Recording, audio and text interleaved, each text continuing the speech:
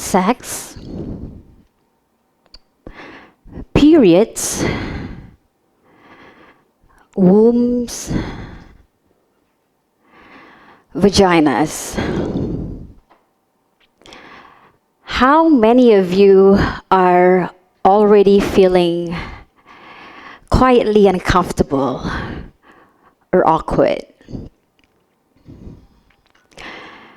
That discomfort is exactly why I am here. For decades, my body has been a taboo, and today, I'm breaking it. My name is Wani Ardy, and this is my story. But before I begin, I want to start with a confession, a letter. Umi, I didn't want to be rare. I didn't want to be special. I didn't want to be unique. I didn't want to be different. I wanted to be just like everybody else. I wanted to be the same. I wanted to fit in. I wanted to belong.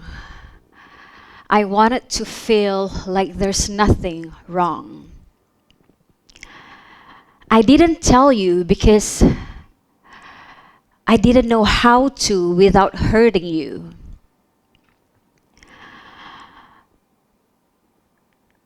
Umi, I'm sorry I was such a difficult kid. I was trying to understand this body God gave me. I was trying to make sense of it all. Because it terrified me to imagine what people would think of me, what the future holds for me. Umi, I'm sorry I made it all about me. I felt so alone. I forgot you were alone. Umi, I know nobody said this to you, but it wasn't your fault. I know people question you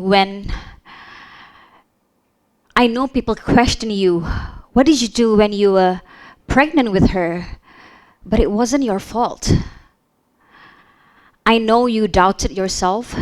You blamed yourself when you heard my diagnosis. But it was not your fault.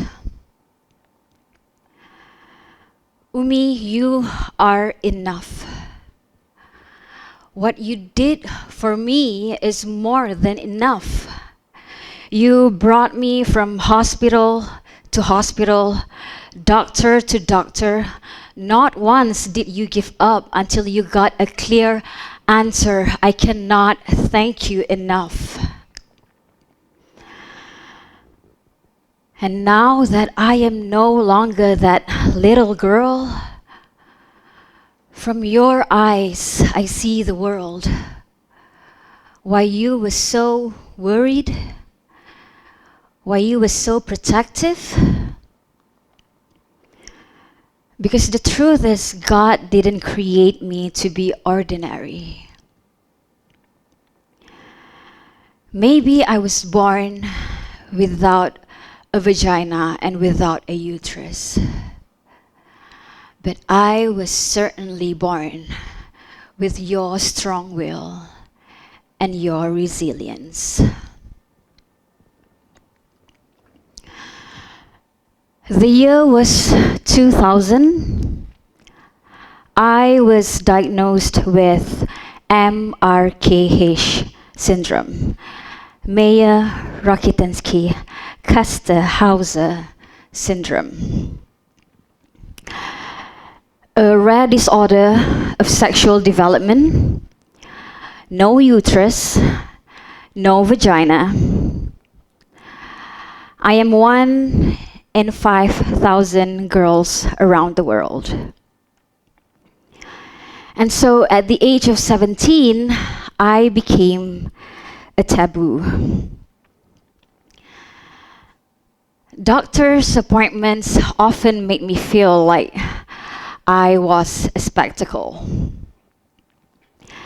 You sound like a girl. You walk like a girl. Can you take off your clothes? Doctor number one. Your physical is all female, but inside, you're something else. Doctor number two. I wonder if this is a type of intersex. Do you like boys? Doctor number three. This only happens to 1 in every 5,000 girls. And it's my first time seeing this. I've got to call my colleague. Doctor number four. And quite literally, he dialed his friend to come over and have a look at me like I was some kind of a museum piece.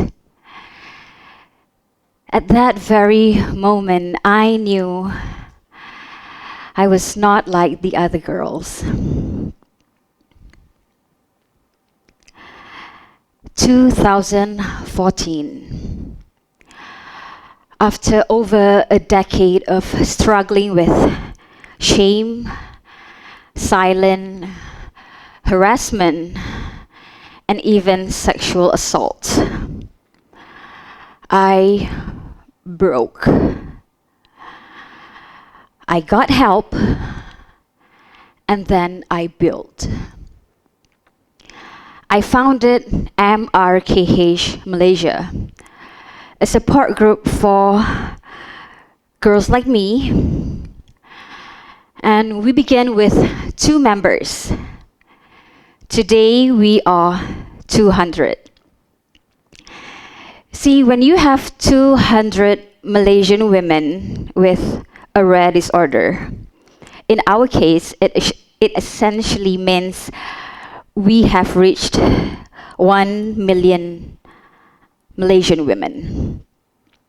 So it is estimated that there are about 3,000 women living with MRKH in Malaysia. But most of them either undiagnosed, misdiagnosed, or hiding. Why hiding? Because out there are people who called us kunsa, bondan, half female, incomplete, or perempuan tak siap. Because people tell us that our condition is shameful. Because when a teenage girl is diagnosed, sometimes the mother would drag her to a bomo, a shaman, who lays hands on her in ways that are anything but holy. Many of my MRKH sisters have experienced being abused, harassed, touched without consent, all in the name of curing us. This is not just a medical condition. This is a war against stigma. 2017, we found more girls like us in Indonesia, in Singapore, and we began working with UKM, the National University of Malaysia. We help not just MRKH patients, but also their partners, their families. 2019, I flew to Australia to speak at the Global MRKH Day conference in Melbourne. I stood there as the only Malaysian MRKH woman on stage, telling the world we exist. 2022, finally we MRKH Malaysia and UKM signed an MOU, which leads to UKM being MRKH hub in Malaysia. In fact, the only one, even until today.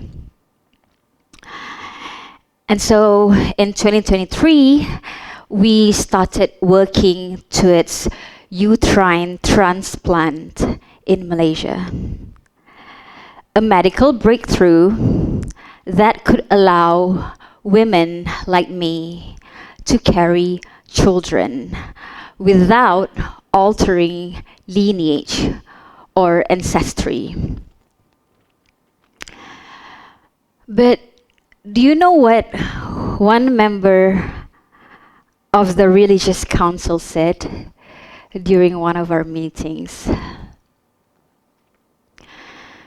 Why do you need a womb transplant? We have polygamy. Polygamy for women without wombs. As if we are nothing but vessels.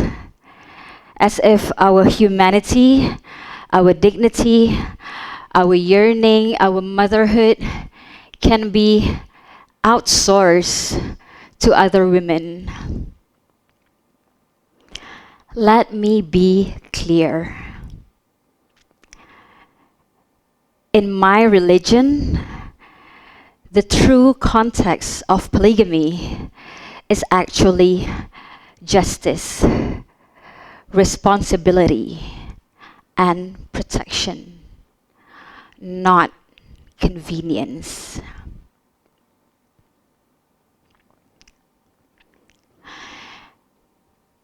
And so finally, in 2025, this year, with my comrades from the Malaysian Rare Disorder Society, we carried our voices, our stories straight into the halls of Malaysian Parliament. We looked at ministers, MPs, policymakers in the eye, and we made them listen. But here's the thing.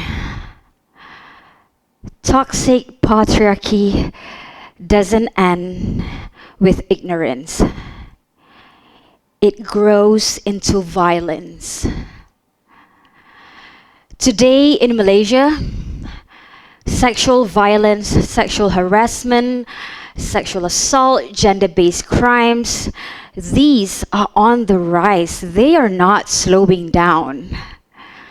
Girls are assaulted in schools, women violated in workplaces. This is not a women's issue. This is a national crisis.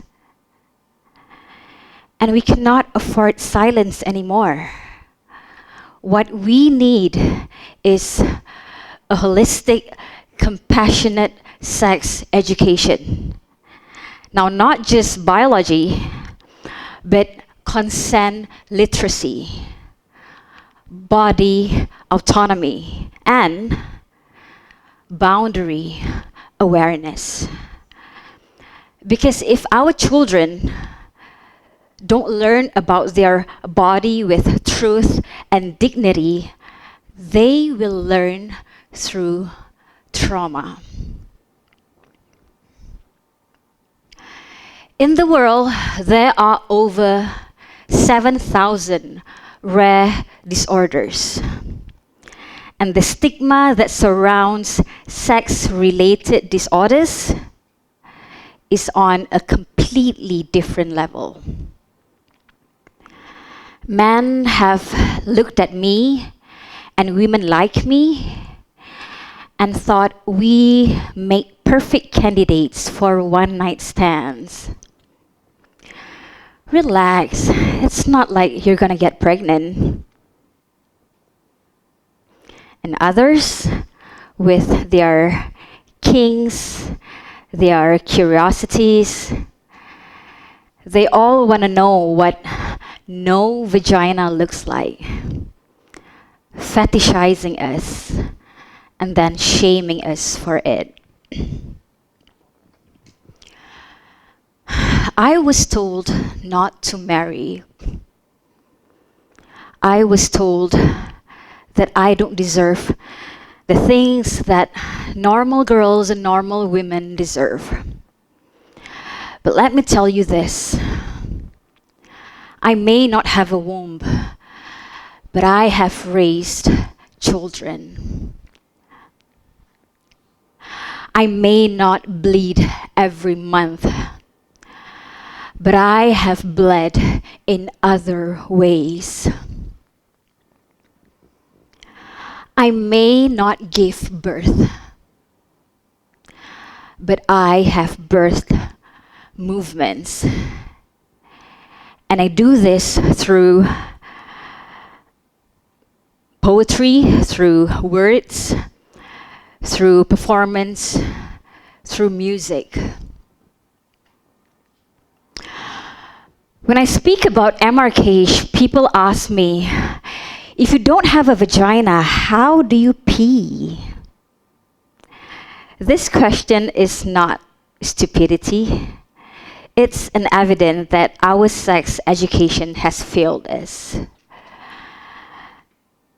Because evidently there are many Malaysian men and women who do not know that females are born with 3 separate openings. And so for me, art, poetry, performance, storytelling is how I educate, how I advocate, how I reach people who would not read medical journals but would save a sound and visual. And it works. Because today, when people hear the word MRKH, they don't just hear silence. A lot of them, they hear stories.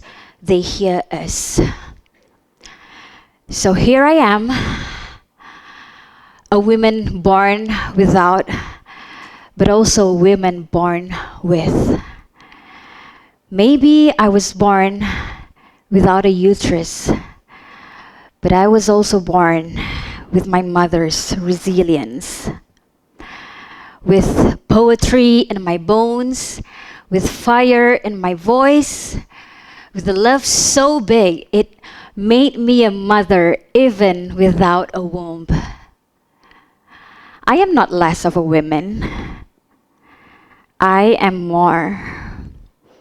And I will keep on fighting until every girl like me knows that she is not alone.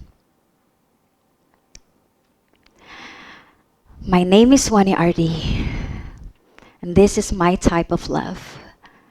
This is my type. Thank you.